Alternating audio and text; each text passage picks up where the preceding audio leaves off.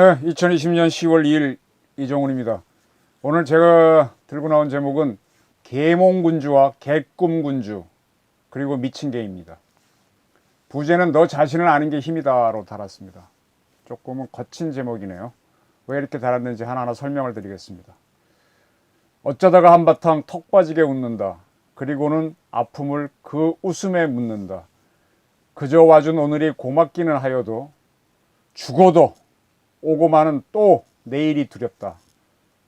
아 테스 형, 세상이 왜 이래? 왜 이렇게 힘들어? 아 테스 형, 소크라테스 형, 사랑은 또 왜 이래? 너 자신을 알라며 툭 내뱉고 간 말을 내가 어찌 알겠소? 모르겠어 테스 형. 2절은 이렇습니다. 우리 아버지 산소에 제비꽃이 피었다. 들국화도 수줍어 샛노랗게 웃는다. 그저 피는 꽃들이 예쁘기는 하여도 자주 오지 못하는 나를 꾸짖는 것만 같다. 아 테스 형 아프다. 세상이 눈물 많은 나에게. 아 테스 형, 소크라테스 형, 세월은 왜 또 저래? 먼저 가본 세상이 어떤가요 테스 형? 가보니까 천국은 있던가요 테스 형? 네, 8월 21일 발표했다고 하는 나훈아 씨의 테스 형이라는 노래입니다. 노래 가사입니다. 요즘 뭐 화제가 많이 되고 있네요. 유시민이 김정은을 계몽군주라고 그랬습니다. 저는 이걸 망언이라고 봅니다. 망언.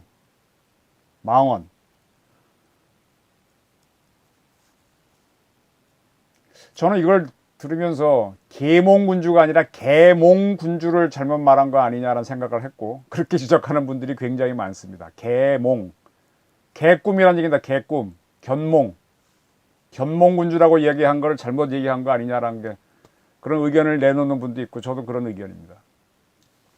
근데 그러한 유시민이 자기가 김정은을 계몽군주라고 얘기한 거에 대해서 이렇게 설명을 또 했어요. 어제도 얘기했지만 배운 게 죄다. 자기가 배운 게 죄랍니다. 네, 똑바로 배워야죠. 배우려면. 너무 고급스러운 비유를 했나 보다.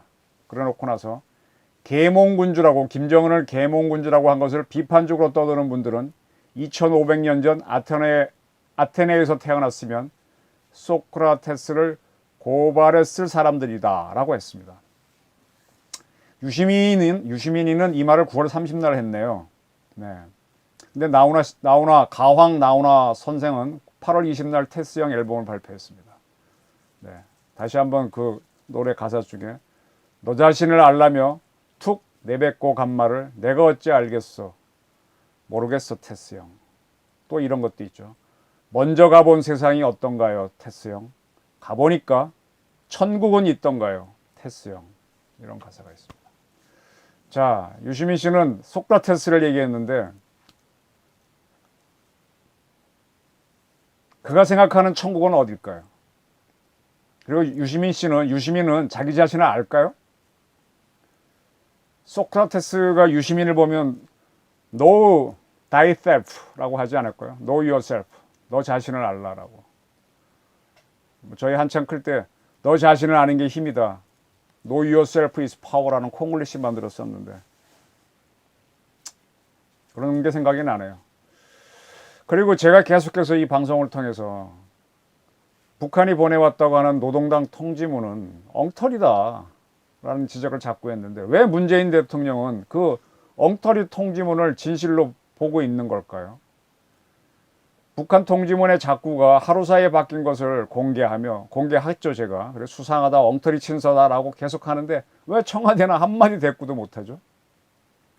그리고 또 이상한 거는 유시민이라는 사람은 정부의 고관대작도 아니고 여당 정치인도 아닌데 왜 촉새처럼 끼어들어서 문 대통령을 넘어서서 김정은을 옹호하고 있습니까? 망언이라는 겁니다. 망언. 제가 지난번에 한번 지적했는데 19대 대선에서 녹조 문제를 거론하며 4대강 사업을 맹비난했던 문재인 지금 대통령이죠. 그리고 4대강 사업 반대학자를 한국수자원공사 사장이 임명했습니다. 그러한 수자원공사가 운영하는 댐 중에 하나가 지난 8월에 큰 비가 왔을 때 화제를 모았던 섬진강 댐입니다. 그 뒤늦게 방류를 했죠. 그래서 화개장터 일대가 착살이 났죠. 그렇게 시끄럽던 8월 12일 날 드디어 문재인 대통령이 피해 지역을 방문했습니다. 4대강 사업과 그 이전에 박정희 대통령이 했던 한강, 그 다음에 전두환 대통령이 했던 한강 사업이 큰 홍수를 막아줬다는 데 대해서는 이런 방구 얘기도 하지 않고 숨어 있다가 8월 22일 날 피해 지역을 방문했죠. 근데 그 사실을 청와대 대변인인 강민석 씨는 서면으로 기자들에게 브리핑했어요. 그리고 뭐라 그랬는가 하면요, 그때 보면 문재인 대통령은 오늘 8월 12일이죠. 집중호우 피해 현장을 방문을 위해 KTX로 이동 중 비공개 보고를 받았다. 대통령이 타는 KTX는 경복호라고 합니다. KTX 열차 내 회의실에서 산림청장, 농림부 차관, 재난안전관리본부장, 보건연구원장, 대한적십자본부장, 한국중앙자원봉사센터장 등 6명으로부터 45분 동안 보고를 받았다. 네. 그때 보고받을 때 문 대통령은 한창 피해 복구 작업을 하는데 영접 또는 의전적인 문제로 장애가 되지 않을까 걱정스러워 방문을 망설였다. 하지만 워낙 피해 상황이 심각해서 대통령이 가는 것 자체가 격려가 될 수 있고 행정 지원을 독려하는 의미가 있어 방문을 결정했다. 대신 현장에 부담이 되지 않도록 수행 인원을 최소화했다라고 뭐 설명했답니다. 그렇게 했어요. 그리고 이제 강 대변인은 이번 집중 호우 피해 지역 방문은 귀경 시간까지 포함하면 9시간 이상의 강행군이며 이동거리만 767km라며 영남, 호남, 충청을 하루에 다 가는 것도 이례적이다. 네, 이렇게 얘기했습니다. 아니 대한민국 대통령이 대한민국이 큰 수해를 입었으면 당연히 수해 방문을 현장 방문을 해야 되는데 뭐 이렇게 뻥튀기 했어요. 뻥튀기해서 뭐 대단한 것처럼 했어요. 사실은 제가 그때 이거 한번 보도했지만 김정은이 훨씬 더 현장 많이 갔잖아요. 뭐 그만큼도 못하면서 뭐 대단한 것처럼 이렇게 뻥튀기를 해놨습니다. 그리고 말입니다. 이날은 서면으로 해놓고 다음 날인 8월 13일에야 강 대변인은 이 시차를 정식으로 브리핑했습니다. 기자들한테. 그래서 어제 문재인 대통령은 9시간 수해 지역을 강행군했습니다. 여러분들도 아시다시피 이유는 3가지 정도에 있다고 하겠습니다. 뭐 어쩌고 저쩌고 한 다음에 대통령은 정말로 세심하게 현장에서 이재мен을 챙겼다고 말씀드리고 싶습니다. 이재мен의 혈압약까지 챙기는 것을 예로 들 수 있겠습니다. 뭐 이렇게 용비어천가를 불렀고 문 대통령이 이런 말을 했다고 했습니다. 구례에서 1600두 소 가운데 1200두가 죽거나 남해까지 떠내려가고 400두 정도만 살았다. 살아있는 소들도 자고 나면 또 죽어나가고 있기 때문에 전문 수의사들을 투입해 진단과 치료를 할 수 있게 해달라는 간곡한 현장의 호소가 있었다.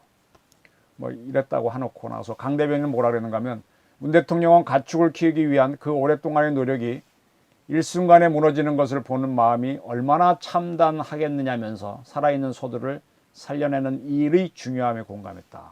그리고 뭐 8월 12일 지붕 위의 소가 쌍둥이를 출산한 것에 대해 대통령은 큰 희망의 상징이라고 평가했습니다. 뭐 이런 소리를 해줬네요. 그리고 이번에 공중방역수의사 지원 조치로 한우 축산농가가 시름을 조금이라도 덜 수 있었으면 하는 마음 간절합니다. 라고 문 대통령이 했다라고 이렇게 용비어천가를 했습니다. 제가 용비어천가라고 감히 이야기하는 거는 이제 조목조목 말씀드리겠습니다. 근데 말이에요. 우리 문 대통령이 지방 3도를 가는 사이에 같은 날 8월 10일 김정숙 여사는 별도로 강원도 철원군 동성읍 이길리를 갔습니다. 이것도 제가 한번 보도했던 겁니다. 이제 쭉 이 정부가 하는 패턴이 보이기 때문에 제가 그 패턴을 설명드리기 위해서 다시 했던 걸 불러내는 겁니다. 근데 김 여사의 철원 방문에 대해서 청와대는 비공개라고 하면서 공개하지 않았어요. 근데 공개했어요. 누가 공개했느냐? 청와대 대변인 했던 고민정 의원이 자기 페이스북을 통해서 이 사실을 널리 알렸습니다. 청와대는 비공개로 한다고 해놓고. 이거 뭐예요? 장난치는 것도 아니고. 그래놓고 고민정 의원이 페이스북으로 알려주니까 청와대가 뭐라는가 하면은 문 대통령의 같은 날 충청 호남 영남 간 거는 서면 브리핑만 했던 청와대가 김 여사가 현장 방문한 거는 고민정 의원이 페이스북으로 밝혔는데 뭐 저는 문의하지 않았는데 문의가 많아 알려드린다면서 대뜸 사진과 봉사활동 내용을 공개했습니다. 쫙 공개했습니다. 그리고 청와대 측은 뭐라고 설명을 붙였는가 하면 김 여사는 17년 7월 수해를 입은 충북 청주 상당구의 한 마을을 찾아 복구 작업을 도운 적이 있다. 이렇게 또 한 자락 깔아줬습니다. 이렇게 청와대가 하니까 딸랑딸랑 이것도 제가 한번 얘기했던 거죠. 이제 본격적으로 이게 이 정부 사람들이 하는 게 보여서 제가 다시 한번 리바이벌 시키는 겁니다. 딸랑딸랑 현상이 일어났어요. 민주당 정청래 의원 자신의 페이스북에 김 여사가 밀직 모자 쓰고 고무장갑 끼고 수해 복구하는 사진을 올려놓고 그 어떤 퍼스트 레이디보다 자랑스럽습니다. 감사합니다 라고 딸랑딸랑 했어요. 예, 우리 말 잘하는 정청래 의원이죠. 또 민주당 노웅래 의원도 자기네 페이스북에다가 영탁의 노래를 인용해서 영부인이 왜 거기서 나와 라는 제목의 글을 싣습니다. 그리고 17년 8월 미국 텍사스 허리케인 하비가 상륙했을 때 미국의 영부인인 멜라니아 여사가 하이힐에다가 선글라스 차림으로 갔던 것과 김 여사의 모습을 대비시키면서 수해봉사 패션 클래스가 다르네요. 이런 글을 썼습니다. 딸랑딸랑. 또 최민희 민주당 전 의원도 자신의 페이스북에 김 여사가 철원 수해 현장에 도착해 조용히 수해 복구를 도왔다는 소식이 있다. 수해로 고통받는 분들은 물론 국민께 따뜻한 위로가 되지 않을까 감사하다. 그리고 김 여사가 짐을 어깨에 지고 나르는 모습의 사진을 올린 다음에 여사님은 힘은 세다. 딸랑딸랑 이렇게 했습니다. 이제 좀 뭐가 보이십니까? 자, 고민정을 통해서 비공개로 해놓고 나서 비공개를 공개하고 난 다음에 정청래, 노웅래, 최민희가 나서서 딸랑딸랑 이 잔머리를 굴린 수가 보이는 거죠. 패턴이 보이는 겁니다. 이 정부가 하는 게. 자락을 딱 깔아놓고 이렇게 해서 김 여사가 천원에 가서 했다는 걸 자락을 깔아놓은 다음에 다음날 문 대통령이 세 개의 지역을 방문한 사진을 공개하고 했습니다. 이게 뭐예요? 먼저 여자인 김 여사가 한 거를 띄워놓고 문 대통령을 함으로 해서 어떤 언론 플레이를 하는 게 보이는 거죠. 왜 이렇게 했을까요? 근데 무슨 일이 현장에 있었는가? 문 대통령이 현장에 갔을 때 현장에서 대통령님 살려주세요 하는 현장인 절규가 날라왔습니다. 수해 이렇게 피해보고 있는데 대통령님 살려주세요. 대통령이 아주 굉장히 두려워하는 거죠. A4 용지가 없으면 말을 못 하시는 분인데 현장에서 이런 요구 나오면 허허허 웃기만 하잖아요. 우리 문 대통령 현장 시찰을 못하는 대통령입니다. 겨우 하는 시찰도 이렇게 그나마 있으면 그걸 띄우기 위해서 상당히 애쓰는 언론 플레이가 보입니다. 지난번 정은경 질본본부장을 청장으로 임명하는 할 때 대통령이 직접 내려가서 하면서도 그 본부 사람들과 깊은 대화를 피하는 모습을 보였었죠. 그리고 그걸 굉장히 띄우는 언론 플레이가 보였었죠. 여권 정치인들을 딸랑이로 동원하고 비공개라는 여사 행사를 먼저 공개한 거는 이거는 일종의 수입니다. 좀 나쁘게 얘기하면 잔머리입니다. 문정부가 하는 선전선동에는 이렇게 패턴이 보입니다. 네. 이 패턴을 이제 우리가 분석을 해야 되겠죠. 그 패턴을 잘 해갖고 국가를 이끌어준다면 좋은데 그렇지 않아서 시비를 거는 겁니다. 100%의 거짓말보다는 1%의 진실과 99%의 거짓 배합이 더 효과적이다. 많이 들어보셨을 겁니다. 선동은 한 줄의 문장으로도 충분하지만 그것을 반박하려면 수십 장의 문서와 증거가 필요하다. 나에게 한 문장만 달라. 달라가 아니라 주라겠죠. 나에게 한 문장만 주라. 누구든 범죄자로 만들어주겠다. 거짓말을 반복하다 보면 결국 진실이 된다. 네, 널리 알려진 나치의 선전선동상 괴벨스의 어록입니다. 그런데 괴벨스가 이런 말을 했다는 기록은 어디에도 없습니다. 괴벨스의 악명을 알리기 위해서 그럴듯하게 괴벨스가 어떤 이런 표현을 했는지 모르지만 그걸 변형해서 만든 말로 추정이 됩니다. 그럼에도 불구하고 이 말이 괴벨스의 용어로 널리 퍼져 있는 것은 이것이 선전선동의 본질이기 때문입니다. 괴벨스, 나쁜 사람이죠. 그 사람을 이용해서 선전선동과 쇠뇌가 무엇인지 설명하는 게 바로 이 말들입니다. 저는 이걸 볼 때마다 한국 정치에서 많이 돌았던 대세론, 네, 대세를 이뤄서 쫙 가면은 이기면 그게 정이 되고 진실은 안 따지는 거예요. 진실 여부과 관계없이 대세니까 많은 사람이 그걸 갔으니까 진실 관계없이 이게 옳다가 되는 겁니다. 이게 대세론의 한국 정치의 하나의 맹점이죠. 그래서 대한민국의 선거 운동가들은 진실 여부를 따지는, 기자들은 진실을 따지는 거죠. 그걸 하지 않고 대세를 만들려고 합니다. 자꾸 대세를 만듭니다. 네. 선거에서 이기면 진실게임은 끝나버리고 자신이 내가 허위더라도 내가 다수였기 때문에 옳다는 걸로 치부해버립니다. 이게 뭐냐? 전형적인 인민민주주의입니다. 여론정치의 맹점이죠. 그래서 이런 인민민주주의를 하려면 옳소 해주는 세력들이 필요해요. 저는 이걸 아까 딸랑이라고 표현했습니다. 옳소입니다. 그러면 대세 맞나보다. 아유, 보통 사람들은 뭐 쿵짝쿵짝하면 따라가잖아요. 대세론. 예, 밴드웨고닝 하잖아요. 그래서 항상 무슨 일을 할 때는 멍석을 깔아주는 딸랑이들이 필요한데 이게 이 정부에서 많이 보인다는 겁니다. 거듭되는 문 대통령의 실수와 실정을 국민 지지를 유도해서 덮으려는 세력이 있습니다. 왜 그럴까요?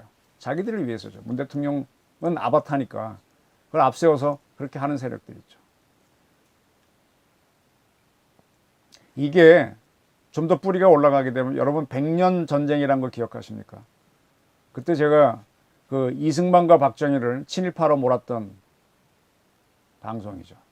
그것도 제가 제일 먼저 거기서 엉터리 사실이 무엇이고 쭉 해서 신동아에 분석 기사를 쓴 적이 있는데 요만큼 사실과 요만큼 거짓을 섞어가지고 아주 이승만과 박정희를 아주 나쁜 사람으로 만들었었죠. 네. 100년 전쟁. 이렇게 뭔가 약간의 진실과 상당한 거짓을 섞어서 뭔가 만들려고 하는 세력들은요, 자기 자신을 알려고 하지 않아요. 왜? 교묘하게 국민을 속여야 되니까. 결국 그게 뭐냐? 후한무치, 얼굴이 두껍고 부끄러움을 모르는 사람들입니다. 그러니까 유시민이라는 사람은 소크라테스를 꺼내갖고 소크라테스를 고발할 것이다. 이렇게 나오는 것이죠. 후한무치한 사람이죠. 망언의 극치를 가는 건데 망언도 자꾸 떠들고 그게 새가 많이 붙으면요, 사람들은 두려워서 딱 엎드립니다. 옳습니다, 옳어요. 이렇게 갑니다. 근데 이 정권이 이렇게 간다는 걸 예측이라고 했는지 나훈아 씨의 테스 형이 인기를 끌고 있어요. 나훈아 씨가 이번에 그 콘서트를 하면서 그 돈을 안 받았다 그러죠. 그 조건을 광고를 넣지 마라. 그 다음에 자기 한 말 그대로 내보내라. 이렇게 얘기했죠. 대한민국 어게인을 하면서. 남자네요. 네. 여자분들 들으면 섭섭하시겠지만 역시 남자입니다. 사내란 노래도 그렇고. 테스형에서 어쩌다가 한바탕 턱 빠지게 웃는다. 너 자신을 알라고 툭 내뱉고 간 말을 내가 어찌 알겠어. 모르겠어. 테스형. 문재인 대통령님, 너 자신을 알라는 말을 아시는가 모르겠어. 제가 이 가사에 빗대서 이렇게 한번 노래하고 싶네요. 테스형을 거론한 소크라테스를 거론했던 유시민 형, 너 자신을 알라며 툭 내뱉고 간 말을 아시는가 모르겠어. 제가 이렇게 한번 부르고 싶네요. 괴벨스가 진짜로 남긴 말을 한번 옮겨볼까요? 그건 어록이죠. 기록이 있는 겁니다. 선전은 본질상 일종의 예술이다. 그리고 선전어는 엄밀한 단어의 의미에 있어 민중 심리의 예술가라고 할 수 있다. 선전원의 가장 중요한 임무는 매일 매시간 민중의 맥박 소리에 귀 기울이고 어떻게 맥박이 뛰는지 듣는 것이다. 괴벨스도요, 국민 여론을 정확히 들으라고 그랬습니다. 국민을 어느 방향으로 돌리기 위해서 자락갈기 하지 마십시오. 그리고 그 맥박의 박자에 맞춰 조치를 취하는 것이다. 1935년에 얘기했습니다. 그런 괴벨스가 비극적인 종말을 맞은 건 잘 아시죠. 1945년 2차 대전에 독일이 항복하기 직전에 청산가리로 먹고 자신과 아이들과 아내가 자살했죠. 그때 남긴 말이 내 생애 처음으로 총통의 명령을 완전히 무시해야만 했다. 아내와 아이들은 이러한 결정에 찬성했다. 이렇게 남겼죠. 저는 무슨 이유로 유시민이 북한에 갔던 대한민국 국민을, 대한민국 공무원을 죽인 김정은을 계몽궁지라고 하는지 정말 따지고 싶습니다. 개꿈군주라고 해야 되지. 개꿈군주. 이거 유시민의 말은요, 대한민국과 망자를 모독한, 그리고 국민을 호도한 망언입니다. 핵을 만드는 북한에게 몰래 돈을 보냈던 박지원을 국정원장으로 시켜왔는데 그자가 들고 온 수상한 통지문을 믿고 있는 김정은의 사과했다고 믿고 있는 대한민국 대통령을 어떻게 봐야 됩니까? 차라리 우리가 개꿈 한바탕 개꿈을 꾸는 게 낫지. 겁먹은 게. 저는요 상대를 어차피 개판이 된다면 나는 차라리 미친 개가 되는 게 낫다고. 미친 개가 아니라 상대가 미친 개한테는 어떻게 상대해야 됩니까? 대한민국 국민을 공무원을 무참히 살해한 김정은을 미친 개라고 보고 몽둥이를 들어야죠. 박정희 대통령이 미친 개한테는 몽둥이가 약이라 그랬지 않습니까? 개꿈꾸는 개꿈군주 같은 개꿈군주 같은 그런 미친 개한테는 몽둥이를 들어야죠. 어떻게 사과를 했다고 그러고 개몽군주라고 합니까? 정말 대한민국이 개판으로 가는 것 같습니다. 추석 지난 다음에 정치판이 어떻게 개판이 되는지 한번 지켜보겠습니다. 고맙습니다.